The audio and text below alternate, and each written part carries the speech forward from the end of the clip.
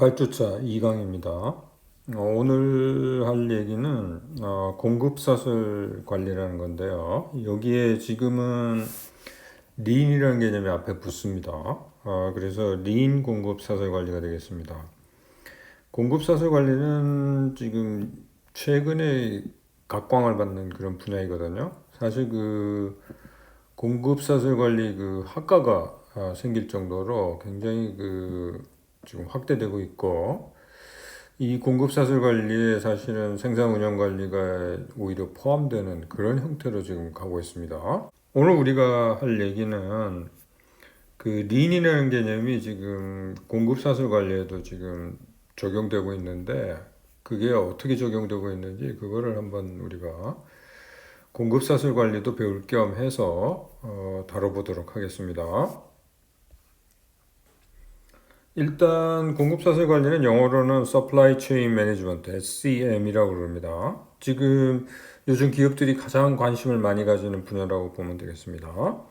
이게 사실은 지금 경쟁 우위 확보에서 그 핵심적인 그 역할을 하고 있다고 보면 되겠고요. 아까도 말씀드렸다시피 기업에 있어서는 지금 다른 분야보다도 여기에 지금 초점을 많이 맞추고 있다, 이렇게 보시면 되겠습니다. 그 이유는 이렇습니다. 기업은 자신의 생존 및 번영을 위해 필요한 것들을 제공받기 위해서 공급사슬에 의존하고 있으며, 모든 기업들은 하나 이상의 공급사슬에 속해 있고, 그리고 공급사슬에서 일정한 역할을 한다고 볼 수 있다, 이렇게 보면 되는데, 이게 무슨 소리냐면 공급사슬이라는 게 사실은 이제 굉장히 폭이 넓어요. 그러니까 원자재 공급부터 시작해가지고 그 다음에 협력업체를 통해서 그 다음에 생산자, 그 다음에 유통 과정을 거치게 되죠. 그리고 최종 소비자까지 연결되는데 그 전 과정 있죠. 그게 공급 사슬이에요. 여러분들이 단순하게 생산자가 있으면 거기에 부품을 공급하는 그 관계만 지금 생각하면 안 됩니다. 여기서 공급 사슬 관리는 시작부터 끝까지 다 그거를 포함하는 그런 개념이라고 봐야 됩니다. 그리고 이 지금 SCM이 중요한 게 뭐냐면, 지금은 기업 대 기업의 경쟁이 아니라 중심기업을 중심으로 한 네트워크 대 네트워크의 경쟁으로 이렇게 봐야 되거든요, 요즘은요. 그래서 지금은 어떤 특정한 기업이 잘해서 되는 게 아니라 그 네트워크 자체가 잘해야 되는 거예요. 그래서 지금 SCM이 중요하다고 우리가 할 수가 있겠습니다. 원래 린이라는 개념이 접목되기 전에 공급사슬 관리를 한번 보도록 하겠습니다. 공급사슬 관리의 정의는 이렇게 내릴 수가 있겠습니다. 공급사슬 관리란 제품이나 서비스의 생산에서부터 소비까지 모든 프로세스를 하나의 시스템으로 관리해서 탁월한 고객 가치를 창출함으로써 경쟁 우위를 확보하는 것이다, 이렇게 정의를 내려볼 수 있겠습니다. 이 정의는 제가 과거에 공급사슬 관리 책을 쓴 게 있거든요. 거기에 제가 그 정의를 내려놓은 건데요. 그걸 그대로 가져왔습니다. 지금 오늘 우리가 공부하는 것도 사실은 제가 쓴 책의 그 핵심적인 부분만 요약을 했다고 보시면 되겠습니다. 일단 다시 정의를 한번 다시 보겠습니다. 이게 왜 중요하냐면 여기서부터 모든 게 파생돼요. 그래서 공급사슬 관리란 제품이나 서비스의 생산에서부터 소비까지의 모든 프로세스를 하나의 시스템으로 관리해서 탁월한 고객 가치를 창출함으로써 경쟁 우위를 확보하는 것이다, 이렇게 보면 되겠습니다. 그래서 이 정의에서의 그 키포인트를 한번 보도록 하겠습니다. 일단 공급사슬 관리에는 아까 말씀드렸다시피 자재 공급에서부터 소비까지 전 과정이 포함되며, 특히 최종 단계인 최종 소비자까지 포함되는 그런 개념이에요. 그러니까 아까 뭐 말씀드렸다시피 유통도 여기 뭐 포함되고 다 그런다 그랬는데, 사실은 지금 공급사슬 관리에 사실은 마케팅까지 다 포함되고 있습니다. 그러니까 공급사슬 관리가 경영학의 거의 모든 전 분야를 다 포함하고 있다고 이렇게 보면 되겠습니다. 두 번째, 공급사슬 관리는 공급사슬 전체를 하나의 시스템으로 관리한다, 그런 얘기를 했죠. 여기서 시스템으로 관리한다는 얘기는 뭐냐면 글로벌 최적화를 추구한다는 얘기입니다. 그러니까 공급사슬이라는 게 이제 처음부터 끝까지라고 그랬잖아요. 그러면 그 전체 최적화를 추구하는 것이지 거기에 일부의 최적화를 추구하는 건 아니라는 거죠. 그러니까 글로벌 최적화를 추구한다는 의미는 뭐냐면 서로 그 협력 관계를 구축을 해서 전체가 만약에 최적화라는 얘기는 결국은 돈 버는 거 아니겠습니까? 그래서 비용을 절감하고요. 그래서 전체적인 차원에서 봐야지 그 개별적으로 비용 최소화 그다음에 수익 최대화를 하는 건 아니라는 거예요. 만약에 그렇게 된다면은 누군가는 이게 독립적으로 자기는 수익 최대화를 위해서 노력을 하다 보면 누군가는 또 뭡니까 손해를 또 보게 되겠죠. 그러면 전체 시스템적으로는 글로벌 최적화를 못 이루는 경우가 있게 되는 겁니다. 그래서 우리가 여기서 추구하는 거는 글로벌 최적화를 추구한다. 그렇게 보면 되겠고요. 그래서 공급사슬 네트워크라는 용어를 사람들이 쓰는 걸 선호하고 있습니다. 왜 그러냐면 그러니까 처음부터 끝까지 해서 예를 들면 협력업체라고 한번 생각해 보세요. 그러면 협력업체 어느 기업에 이제 협력업체가 있는데 그 협력업체가 1차 협력업체가 있고 그 1차 협력업체를 중심으로 또 뭡니까? 또 막 파생이 돼 나가죠. 그러니까 관련되는 그 개체들이 굉장히 그 촘촘하게 이렇게 네트워크를 구성하고 있다는 거예요. 그래서 공급사슬 네트워크라는 용어가 요즘 많이 등장하고 있습니다. 그 다음 세 번째, 공급사슬 관리는 탁월한 고객 가치 창출에 초점을 맞춘다. 여기서 이제 고객이라는 게 여러분들이 고객하고 소비자하고 이걸 좀 구분을 해야 되는데요. 보통 소비자라고 그럴 때는 최종 소비자를 우리와 같은 최종 소비자를 보통 얘기하는 경우가 많고요. 그 다음에 우리가 고객이라고 할 때는 그 여러 단계가 있으면은 후속 단계는 선행 단계의 고객이 되는 겁니다. 그죠? 그러니까 생산자는 협력업체의 사실은 고객이에요. 협력업체가 부품을 공급하지 않습니까? 그러면 생산자가 사실은 고객이 되는 거고 협력업체, 그죠? 그 다음에 도매상은 또 생산자의 고객이 되는 거고요. 그런 식으로. 그리고 고객에게 가치를 창출해야만 고객과의 지속적인 관계를 유지할 수가 있죠. 그래서 결국은 고객에게 가치를 창출하지 않으면은 경쟁 우위를 확보할 수 없고 결국은 시장에서 도태되는 수밖에 없죠. 그 얘기입니다. 심지어 어떤 사람은 공급 사슬 관리에서 공급이라는 용어 대신에 수요라는 용어로 대체하자고 하는 사람도 있습니다. 왜 그러냐면 결국은 공급 사슬 관리가 고객 혹은 시장에 의해서 주도되기 때문이라는 거죠. 이것도 참 상당히 그 일리 있는 그런 의견이라고 할 수 있겠습니다. 마지막으로 공급 사슬 관리의 목적은 경쟁 우위 확보입니다. 여기서 경쟁 우위 확보는 요즘 현재를 한번 여러분들 한번 생각해 보시면 경쟁 우위 확보가 안 되면 결국은 시장에서 도태되는 수밖에 없죠. 그래서 여기 경쟁 우위 확보는 물론 1등 기업이 된다는 의미도 포함하고 있긴 합니다만은 그거보다는 경쟁에서 살아남는다는 의미가 강하다고 그렇게 여러분들이 이해를 하면 되겠습니다. 그러면 공급사슬 관리에 린이라는 개념이 이제 접목돼서 요즘 쓰인다 그랬잖아요. 그러면 린이 접목된다는 의미는 뭐냐면 린은 우리가 누누이 얘기를 해왔습니다만은 낭비 요소 제거예요. 그죠? 그래서 일종의 린 공급사슬 관리도 일종의 풀 시스템으로 한번 보면 되겠습니다. 그래서 여기 제가 린 시나리오라고 이렇게 되어 있죠. 이걸 한번 보시면 왜 제가 그 풀 시스템이라고 얘기하는지 여러분들 이해를 하실 수가 있겠습니다. 그래서 소비자가 소매상에게 제품을 주문하고 그거 이제 뭐 수요가 있다는 거죠. 그러면 소매상은 보유하고 있던 재고를 이용해서 이 주문을 즉시 충족시킨 후에 그죠? 주문을 충족시키죠. 그 다음에 재고 보충을 위해 생산자에게 주문을 하죠. 그 다음에 생산자는 소매상의 주문을 충족하기 위해 보유 원자재를 이용하여 즉시 제품을 만들어 배송하고 소모된 원자재 보충을 위해서 원자재 공급자에게 주문을 한다. 그죠? 그러니까 이게 충족시키고 그 다음에 전 단계로부터 이렇게 보충을 받고 그런 식이죠.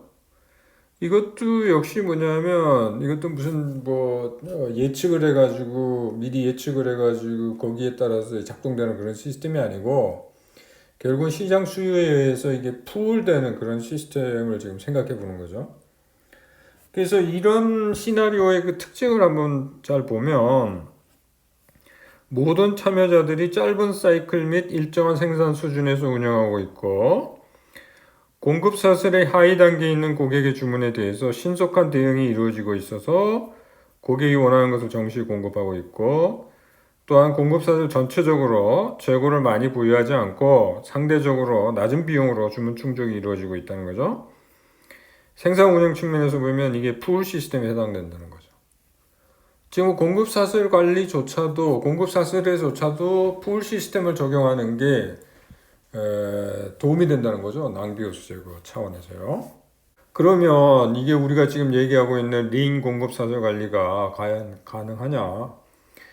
지금 완벽하게 뭐 가능하다고 이렇게 얘기하기는 좀 어렵겠습니다만은 물론 일부에서는 이게 이제 완전하게 적용되는 경우도 있습니다만은 점차적으로 그런 방향으로 가고 있죠. 지금 자꾸 그런 식으로 그게 가능하도록 되고 있다는 거죠. 지금도 일부 가능한 거는 뭐냐면 이유가 있어요.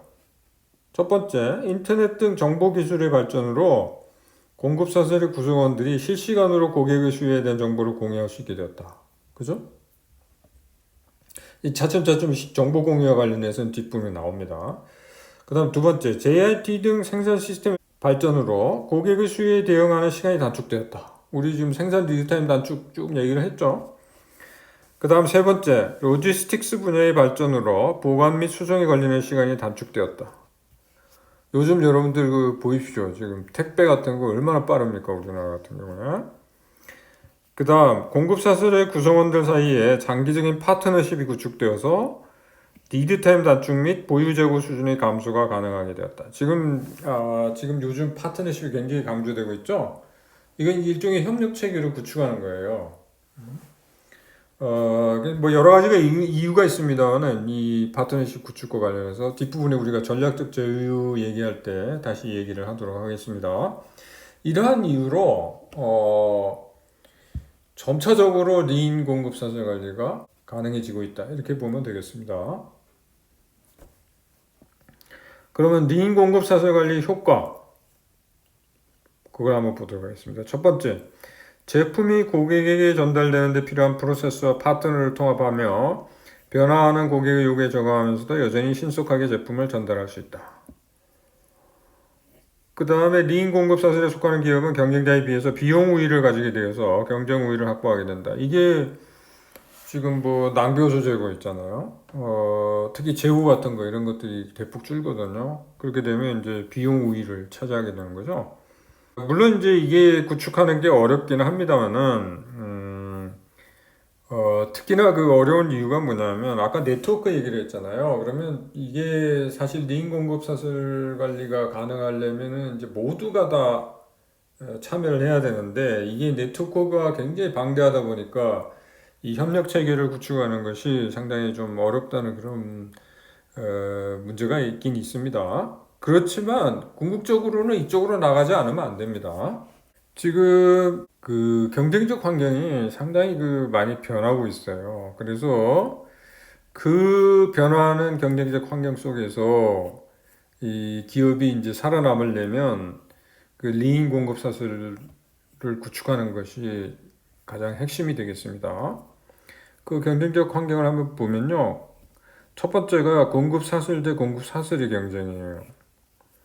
이게 무슨 소린가 하면 아까도 얘기했지만은 특정 중심 기업을 중심으로 네트워크가 구축된다 그랬죠. 그죠? 그래서 네트워크 대 네트워크 경쟁이에요. 그러면 네트워크 전체가 협력 체계를 이제 구축을 해야 되는데 상당히 어려움은 있긴 합니다만은 그렇게 해야만 이 경쟁 우위를 확보할 수가 있다는 거죠. 두 번째는 유통 채널에서 공급자에서 구매자로 파워가 넘어가고 있다는 거예요. 결국은 뭡니까? 지금 파워는 구매자가 가지고 있죠. 예를 들면 할인점 그러면은 할인점이 생산자보다 더 우위를 가지고 있죠. 어, 그런 얘기고요. 그 다음에 제품의 수명 주기가 짧아지고 있고요. 산업이 글로벌화하고 있고 가격 경쟁이 심해지고 고객 요구 증가하고 이러한 굉장히 환경이 사실은 기업에 있어서는 이게 녹록지 않은 환경이에요. 그러면 이러한 상황에서 그러니까 기업이 경쟁 우위를 확보하려면 어떻게 해야 되느냐? 결국은 내인 공급 사슬을 구축해야 된다. 그 얘기가 되겠습니다. 자, 그러면 구체적으로 리인 공급 사슬 관리 역할에 대해서 한번 알아보도록 하겠습니다. 아까도 말씀드렸다시피 지금 공급자 중심에서 이제 고객 중심으로 이게 전환이 되고 있는데요. 그래서 지금 공급 사슬 관리가 해야 되는 게 뭐냐면 고객의 요구에 대해서 대응성을 갖춰야 돼요. 그죠? 대응성을 갖춰야 되는데 이때 민첩성이라는 게 필요합니다. 민첩성이 필요한데 이 민첩성을 갖출 때 핵심 역할을 할 수 있는 게 리인 공급 사슬이에요. 그 뒷부분에 가서 우리가 여기에 대해서 민첩성, 대응성 여기에 대해서는 이제 우리가 다시 한번 보도록 하겠습니다.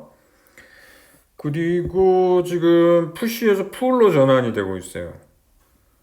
풀이 되려면은 중요한 게 뭐냐면 뭐 리드 타임 단축 뭐 이런 것도 있지만 지금 유연성을 가져야 돼요. 공급 사슬이. 그러니까 이 유연성을 갖춰야 된다는 게 뭐냐면 풀로 전환한다는 건 뭡니까? 이게 수요가 발생하면 그때서 이제 작동하는 시스템 아닙니까? 그 상황에 유연하게 대처할 수 있는 능력이 있어야 돼요.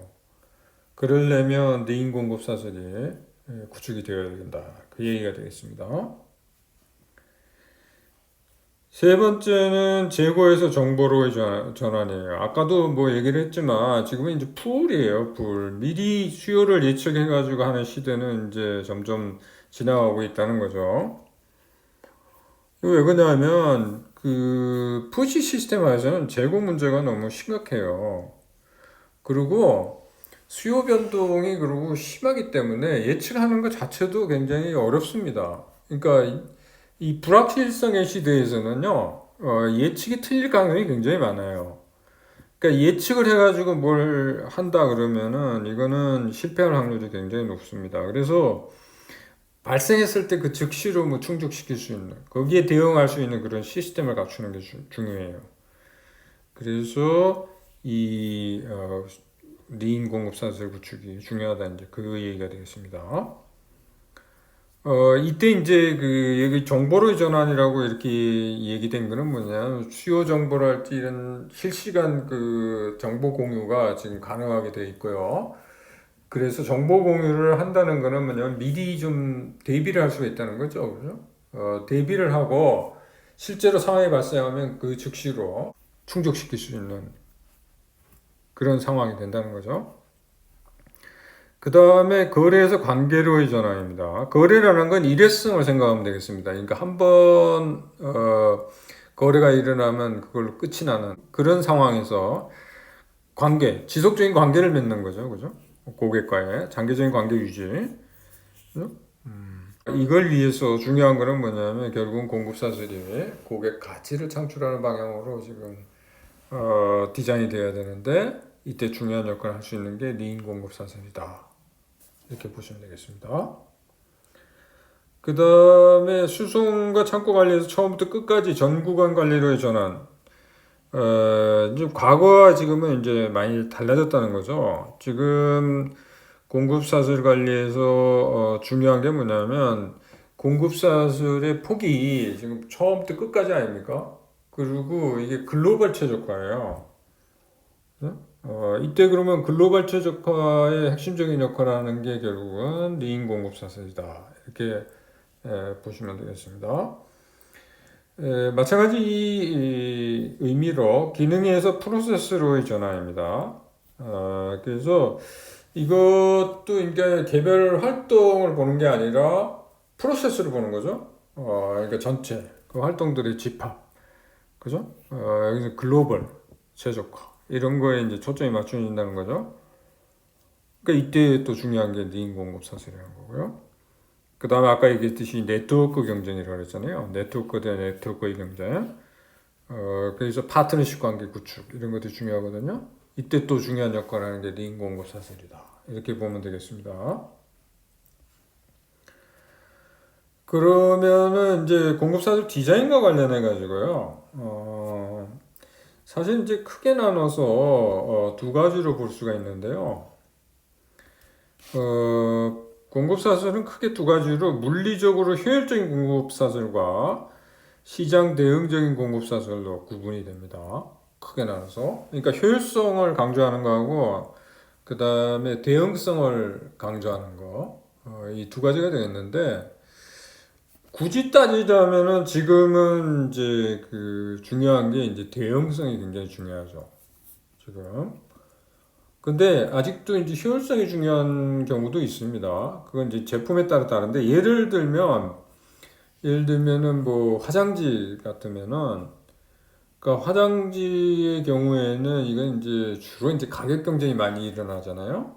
그럴 때는 그러니까 저렴한 비용으로 공급할 수 있는 방법이 필요하거든요. 이때 이제 효율성이 필요한 거예요. 그래서 공급사도 효율성이 강조됩니다. 그 경우에는. 그래서 이 두 가지로 구분이 되는데 피셔는 사람이 뭐라 그랬냐면 이 공급사의 형태를 선택하는 데 있어가지고 제품의 수요 패턴에 따라서 이게 공급사의 형태가 결정되는 게 맞다 이렇게 얘기를 하고 있습니다. 그래서 수요 패턴에 따라서 이제 기능적 제품하고 혁신적 제품으로 이게 분류가 되는데 기능적 제품의 경우 그러니까 예를 들면은 뭐 화장지 같은 거 그런 거 같은 경우에는 수요가 안정적이고 그리고 예측도 가능하고요. 이런 경우에는 효율적인 공급사들이 더 적합하다는 거예요. 반면에 혁신적 제품의 경우에는 이 경우는 이제 수익성은 높은데 수명주기 짧고 수요 예측이 어려운 이런 제품 같은 경우에는 대응성이 높은 그런 공급사들이 요구가 된다는 거죠. 물론 이제 구체적인 공급사의 형태는 뒷부분에 가서 우리가 다뤄보도록 하겠습니다. 결국은 대응성하고 그 다음에 효율성 이것과 관련해 가지고 그걸 이해하려면 공급사의 두 가지 기능을 여러분들이 이해를 좀 할 필요가 있습니다. 그래서 공급사의 두 가지 기능 중에 하나는 뭐냐면 물리적 기능이 있습니다. 이게 물리적 기능이라는 거는 뭐냐면 자재를 제품으로 변환하는 거 혹은 공급사들이 한 지점에서 다른 지점으로 제품 수송하는 것과 관련된 거. 그죠? 그래서 이것과 관련된 비용은 생산비용, 수송비용, 재고비용 뭐 이런 것들이 여기 포함된다고 보면 되겠습니다. 그 다음에 또 하나 다른 기능은 뭐냐면 시장 조정 기능이라는 게 있어요. 이건 뭐냐면 결국은 시장에 출고된 다양한 제품이 고객이 구매하기를 원하는 것과 일치하는지를 보장하는 그런 기능인데요. 그래서 이제 뭐 수요와 공급 이런 거 조절하는 거 있죠? 그런 것들도 시장 조정 기능에 포함되겠습니다. 그래서 시장 조정 기능과 관련된 비용을 보면 공급이 수요를 초과했을 경우에 일단 이제 가격 인하를 해야 되죠? 그러면 가격 인하로 인한 손실이 발생하게 됩니다. 그런 비용이 발생하고요. 반면에 수요가 공급을 초과하면 그때는 무슨 비용이 발생하냐면 기회 손실 비용이 발생해요. 그러니까 판매 기회 손실이죠. 그 다음에 또 고객 불만족으로 인한 그런 비용 이런 것들이 이제 발생한다는 거죠. 그래서 이런 것들을 잘 조화를 이루어야 돼요. 그래서 기능적 제품 같은 경우에 아까도 얘기했지만은 시장 조정은 그렇게 큰 문제가 안 되는데 따라서 물리적인 비용 최소화에 이제 초점을 맞춰야 되니까 효율적 공급사들이 더 적합하다는 거고요. 혁신적 제품의 경우에는 이제 수요 공급의 일치를 시키는 게 좀 어려워요. 그러려면 이거는 그 시장 조정과 관련된 그런 비용 있잖아요. 그런 것들을 낮출 수 있는 방법을 찾아야 되는 겁니다. 그래서 아까 얘기했듯이 대응성이 더 중요하다는 그런 얘기가 되겠습니다. 그래서 공급사수 형태를 두 개를 한번 비교를 한번 해보면 여러 가지 측면에서 비교가 되어 있는데요. 그래서 공급사슬의 목적과 관련해서 한번 비교를 해보면 물리적으로 효율적인 공급 사슬 같은 경우에는 가능한 한 낮은 비용으로 효율적으로 공급하는 거 그게 목적이고요. 시장 대응적인 공급 사슬의 경우에는 재고 최소화, 그죠? 이런 것들이 굉장히 중요하거든요. 그리고 불확실한 수요에 신속하게 대응하는 거 이런 것들이 이제 목적이 되겠습니다. 그 다음에 생산 초점도 달라요. 물리적으로 효율적인 공급 사슬 같은 경우는 평균 가동률을 높게 유지하는 거. 그 다음에 시장 대응적인 공급 사슬의 경우에는 그러니까 생산 능력을 갖추고 있다가 시장의 수요가 발생하면 거기에 이제 대처하는 거죠. 그게 이제 초점이 되겠습니다. 그 다음에 재고 전략도 좀 다른데요. 물리적으로 효율적인 공급 사슬의 경우에는 재고 회전율 높이고 공급 사슬 전체적으로 재고 수준을 최소화하는 데 초점을 맞추고 있고요. 그 다음에 시장 대응적인 공급 사슬의 경우에는 부품 및 완제품의 중요 완충적으로 배치하는 데 초점을 맞추고 있습니다. 그 다음 리드 타임과 관련해서도 좀 다른데요. 시장 대응적인 공급 사슬 경우에는 리드 타임 단축이 절대적입니다. 이거는 돈이 들더라도 해야 돼요. 근데 물리적으로 효율적인 공급 사슬의 경우에는 리드 타임 단축이 좋긴 하지만 비용이 너무 많이 들면 거기에 초점을 맞출 수가 없습니다. 그래서 비용을 증가시키지 않는 한 리드 타임을 단축하는 거고요. 그 다음에 공급자 선택 접근법도 달라요. 그러니까 시장 대응적인 공급사의 경우에는 스피드 이런 게 굉장히 중요하거든요. 그래서 그거를 고려해서 공급자를 선택하는 거고, 물리적으로 효율적인 공급사 같은 경우에는 이제 비용이 굉장히 우선적으로 고려돼야 되지 않습니까? 그래서 그걸 고려해서 공급자 선택이 되는 거죠. 그 다음에 제품 디자인과 관련해서 물리적으로 효율적인 공급사들의 경우는 성능을 최대화하고 비용을 최소화하는 데 초점이 맞춰져 있고요. 시장 대응적인 공급사들의 경우에는 제품의 차별화를 최대한 늦추기 위해서 모듈러 디자인을 이용한다. 이게 무슨 소린가 하면 모듈화를 해가지고요. 그 부분품들이요. 그래서 완성품으로 보유하는 게 아니라 부품으로 보유하고 있다가 그죠? 그 수요가 발생하면 거기에 맞춰갖고 모듈을 맞춰서 완성품을 만드는 거예요. 그래갖고 공급하도록 그렇게 하는 거예요. 왜냐하면 그렇게 해야만 재고 비용 같은 걸 대폭 줄일 수가 있습니다. 그리고 모듈별로는 또 대량 생산도 가능하고요. 이 모듈러 디자인에 대해서는 뒷부분에 가서 우리가 조금 더 세부적으로 알아보도록 하겠습니다. 자, 그러면 요즘에 그 공급 사슬이 있어가지고 중요시되는 부분이 뭐냐면 대응성을 굉장히 강조를 하고 있습니다. 그 대응성이 이제 강조가 되는 그 이유는 뭐냐면 제품이나 기술의 수명주의가 지금 단축되고 있다는 거고 경쟁 심화로 제품 변화의 빈도가 높아진다는 거, 그 다음에 고객의 수요가 다양해진다는 거 이런 것 때문에 대응성이 굉장히 강조가 되고 있습니다. 그래서 짧은 시간 내에 수요 크기에 따라 생산량을 조절하거나 고객이 기호 변화에 따라 빠른 시간 내에 제품을 다양화할 수 있도록 민첩성 혹은 유연성을 가지는 것이 중요해서 따라서 공급사슬 디자인할 때도 이런 것들이 반영이 되어야 되겠습니다. 그러면은 여기서 말하는 그 민첩성은 뭐냐 도대체 이건 뭐냐면 첫 번째는 시장에 대해서 민감성을 가져야 돼요. 그래서 실시간으로 수요를 파악할 수 있어야 되고 대응할 수 있어야 된다는 거고 그 다음에 공급자와 구매자가 정보를 공유해야 하는 게 중요합니다. 왜 그러냐면 수요 왜곡 현상을 피할 수 있다는 거예요. 이게 무슨 소린가 하면 보통은 뭡니까? 구매자가 주문을 하면은 그 주문한 걸 보고 이제 공급자 입장에서는 수요가 어느 정도 되는지 예측을 할 수가 있잖아요. 주문 정보를 보고. 근데 그 주문 정보가 사실은 왜곡될 수가 있다는 거예요. 그러니까 필요치도 않은데 일부러 많이, 그죠? 사재기를 위해 갖고 일부러 많이 주문을 한다든지 그러면 공급자 입장에서는 뭡니까? 그 주문이 갑자기 늘어나면 뭔가 시장 수요가 굉장히 늘어났다고 생각할 수도 있잖아요. 그죠? 그러니까 그런 왜곡 현상 때문에 만약에 그렇게 생각한다면 자기도 자체적으로 뭡니까? 재고 같은 거 이런 것들 그죠? 많이 보유해야 된다는 뭐 그런 긴박성을 느끼게 되죠. 그러면은 이게 이제 재고 비용 발생하고 뭐 그런 문제가 생기는 거예요.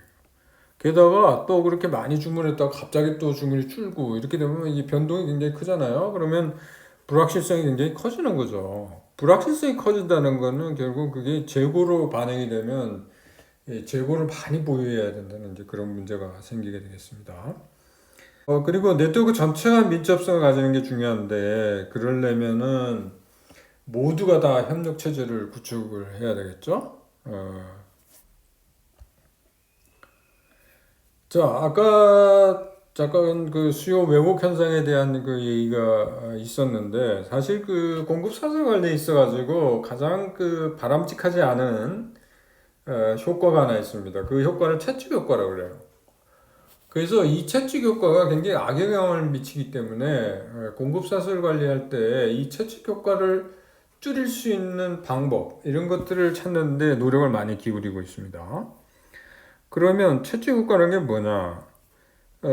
정의는 이렇게 되어 있습니다. 소매상 수준에서 경험하는 작은 수요 변동에 대한 정보가 공급 사슬상의 상위 단계로 주문의 형태로 전달될 때 수요 변동이 확대되어 나타나는 현상이에요. 그러니까 아래 공급 사슬의 아래 단계에서 윗 단계로 이제 주문의 형태로 이게 그죠? 정보가 전달되잖아요.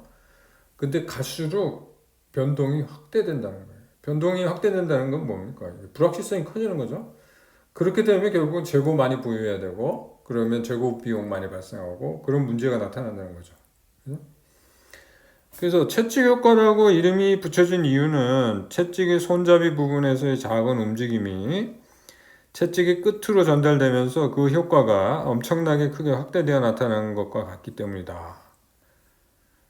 채찍 효과는 공급 사슬에서 상당한 비효율성을 야기하는데 재고 비용 증가, 고객 서비스 저하, 수익 감소, 생산 능력 계획 차질, 비효과적인 수정 및 생산 일정 이런 것들을 이제 초래한다는 겁니다. 그래서 많은 기업들이 채찍 효과를 이해하고 재고 감소 및 고객 수요에 대한 대응성 증가를 위해 공급 사슬상의 파트너와 협력하여 채찍 효과를 감소하는 노력을 기울임으로써 경쟁 우위를 확보하려고 하고 있다는 거죠. 그러니까 지금 공급 사슬 관리에서 하여튼 그 항상 등장하는 게 뭐냐면 채찍 효과는 거예요. 그래서 그 채찍 효과는 있기 때문에 존재하기 때문에 그거를 줄이려는 노력을 기울여야 된다. 이제 그 얘기가 되겠습니다. 그러면 채찍 효과의 원인은 여러 가지가 있는데요. 크게 나눠서 구조적 요인하고 행위적 요인으로 구분이 가능하겠습니다. 그래서 구조적 원인은 몇 가지가 있는데요. 첫 번째, 판매 시점 자료의 공유가 없거나 공급사슬 구성원 간의 의사소통이 결여되어 있다. 그러니까 정보를 공유하지 않는 경우에 이런 문제가 생긴다는 거죠. 여기 용어가 몇 가지 나오는데요. 수요 정보를 공유하는 경우를 중앙 집중식 공급 사슬이라고 하고 수요 정보를 공유하지 않는 경우를 분산된 공급 사슬이라고 한다는 거죠. 좀 요즘 같은 경우에는 이제 수요 정보 공유가 잘 되고 있습니다, 사실은. 이제 과거에는 이런 것들을 막 비밀로 하고 뭐 이런 경향들이 있었는데 지금은 이제 이런 정보들이 실시간으로 공유가 되고 있어요. 여러분들도 그 편의점도 한번 보시면요. 편의점에서 예를 들면 만약에 물건이 팔리잖아요. 그럼 그 정보가 바로 중앙으로 다 모입니다. 그래가지고 미리미리 준비를 해요. 어떻게 공급이 이루어질지 이런 것들. 그 다음에 두 번째는 리드 타임이 길 경우에 이 채취 효과가 발생할 가능성이 높아요. 그래서 리드 타임이 긴다는 거는 이게 뭡니까? 그동안에 이제 변동이 크다는 거죠. 그러면 수요 변동이 크면 불확실성이 커지잖아요. 그러면 이게 채찍 효과는 더 크게 나타날 가능성이 굉장히 높다는 거죠. 그 다음에 공급 사슬의 단계가 많다. 이게 아까 얘기했지만은 이게 단계에서 단계를 주문의 형태로 이게 전달될 때 정보가 왜곡될 수 있다고 그랬잖아요. 그 효과가 점점 커진다고 그랬잖아요. 그래서 단계가 많을수록 점점 더 그 변동은 커지게 되겠죠. 그 다음에 풀 신호가 결여되어 있다. 이게 이제 풀일 경우에는 이런 채찍 효과가 발생할 여지가 없죠. 왜냐하면 필요한 만큼만 이렇게 전달되잖아요. 그러니까 미리 뭘 해놓고 이런 게 아니잖아요. 미리 수요 예측해가지고 뭘 하는 게 아니잖아요. 그죠? 그러니까 푸시 시스템에서는 예측을 해야 되거든요. 그러니까 예측을 할 때, 수요 예측을 할 때 그 계획을 세우기 위해서 예측을 할 때 그 정보라는 게 수요 정보라는 게 뭡니까? 결국 아랫단계에서 올라오는 그 주문 정보에 의해서 그걸 예측을 하게 되잖아요. 근데 그 정보가 예를 들면 왜곡되어 있으면, 그죠? 그걸 이용해서 예측을 하게 되면 그 예측치가 틀릴 가능성이 굉장히 높아지죠. 그럴 경우에 채찍 효과가 굉장히 크게 나타날 가능성이 있다는 거죠. 그 다음에 배치 주문이 주를 이룬다. 이게 이제 배치 주문이라는 건 묶음 주문이죠. 그죠? 그러니까 대량으로 뭘 주문을 한다든지 그런 겁니다. 이런 경우가 이제 수요가 왜곡될 경우가 굉장히 많아요. 그죠? 그 다음에 가격 할인이나 판촉 이용인데 이것도 결국은 뭡니까? 가격 할인을 받으려면 많이 주문을 해야 되잖아요. 그러면 이게 그게 실제 수요가 아닌데도 그죠? 과다하게 이게 수요가 많은 것처럼 이렇게 보이게 될 가능성이 굉장히 높죠. 그러면 이제 수요 왜곡 현상이 여기서 일어나는 거죠. 그 다음에 판매 촉진도 마찬가지입니다. 판매 촉진을 하게 되면 갑자기 수요가 늘어나잖아요. 근데 그게 진정한 수요가 아닌데 그거를 만약에 진정한 수요로 본다면은 그게 왜곡 현상이 발생한 거 아닙니까? 그러면 이런 것들이 결국은 채찍 효과를 증가시키는 역할을 하게 된다는 거죠. 행위적 원인도 채찍 효과를 일으킬 수 있는데요. 예를 들면 2월 주문에 대해서 과잉 반응을 한다. 2월 주문이라는 게 뭡니까? 2월 주문이라는 거는 뭐냐면 지금 수요가 발생했는데 지금 재고를 충족을 못 시켜요. 그러면 그 고객한테 다음번에 우리가 주문해서 주문 물량이 들어오면 그때 그 드리겠다. 그런 식으로 약속을 하는 겁니다. 그래서 그 물량을 그죠? 주문을 할 때 더 많이 이제 주문을 하게 되죠. 그러면 2월 주문이 있으면은 위쪽에서 보면 뭡니까? 이거 뭐 수요가 굉장히 늘어나는구나. 막 이렇게 생각할 거 아닙니까? 그러면 거기에 대해서 이제 과잉 반응을 하게 되죠. 그러다 보면은 이제 재고 문제가 굉장히 심각해지죠. 그 다음에 이런 경우도 있어요. 거꾸로 재고를 감축하기 위해서 주문을 보류한다. 그러니까 주문 보류했다가 나중에 또 한꺼번에 많이 하게 되고 이러면 수요 왜곡 현상이 이제 생기는 거죠. 결국은. 그 다음에 사재기하는 경우. 그 다음에 공급자에 대한 신뢰 부족으로 고객이 필요한 이상으로 주문한다. 이것도 재미나는 얘기이긴 합니다만 이게 뭐냐면 주문을 100개를 주문했는데 보통 보면 한 80개가 도착한다 그럽시다. 응? 100개가 다 도착 안 하고. 그러면 주문할 때 100개를 받기 위해서는 뭡니까? 100개보다 더 많은 양을 주문을 하게 되는 거죠. 그래야만 100개 정도를 받을 수 있다는 거죠. 그렇게 되면 그 위쪽에서 보면 주문량이 굉장히 늘어났네. 그러면 이게 수요가 많이 늘어난 건가? 그렇게 이제 오해를 하게 되죠. 뭐 그런 것도 이제 채찍 효과와 관련이 있다는 겁니다. 그 다음에 수요 예측이 부정확한 경우. 그 다음에 월, 분기, 연도의 목표치를 달성하려고 하는 경우.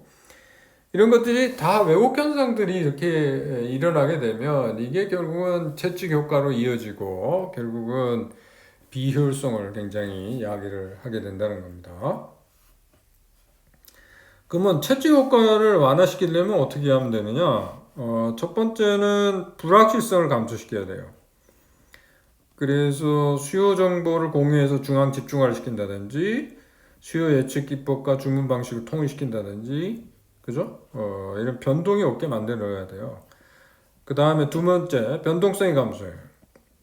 이거는 고객 수요를 안정화시켜야 돼요. 예를 들면 뭐 판촉같이, 판촉할 때는 수요가 갑자기 늘어났다가 또 판촉이 끝나고, 그 기간이 끝나고 나면 수요가 확 줄고 뭐 이런 식으로 하면 안 된다는 거예요. 그러니까 어차피 판촉을 한다 그러면 차라리 항시 저가 정책을 쓰라는 거죠. Everyday low pricing. 그러니까 판촉했다 안 했다 뭐 이렇게 하지 말고 항상 낮은 가격으로 하라는 거죠. 이게 이제 그 월마트에서 쓰는 전략이에요. Everyday low pricing. 그러니까 변동성을 줄이기 위한 그런 노력이죠. 그 다음에 리드 타임을 감소시켜야 돼요. 리드 타임을 줄이면은 변동성이 줄게 됩니다. 그러니까 리드 타임이 길면은 이제 그동안의 수요 같은 게 이게 불확실성이 커지잖아요. 그래서 그거를 줄이라는 그 얘기고요. 그 다음에 전략적 파트너십입니다. 이거는 정보 공유, 특히 정보 공유와 많이 관련돼 있어요. 전략적 파트너십에 대해서는 이제 전략적 제휴에 대해서 우리가 공부를 하게 되기 때문에 그때 가서 다시 얘기를 하도록 하고요. 일단은 파트너십 관계를 구축해 갖고 정보 공유하는 거 이런 것들이 굉장히 중요하다 이렇게 보면 되겠습니다. 자, 그러면 오늘은 여기서 마치도록 하고요. 다음 시간에 이제 전략적 제휴에 대해서 알아보도록 하겠습니다.